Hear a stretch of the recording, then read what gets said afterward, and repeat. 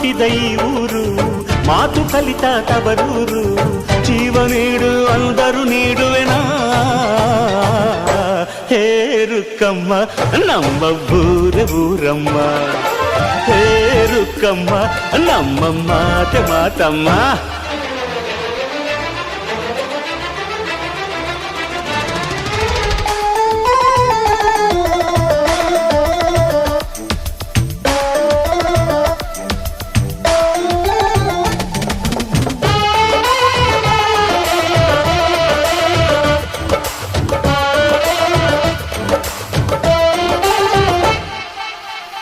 ಇಲ್ಲಿರೋ ಸೌಭಾಗ್ಯ ಎಲ್ಲೂ ಇಲ್ಲ, ಈಶ್ವರಿ ತಾಯಿ ಇರೋ ಊರೇ ಇದು.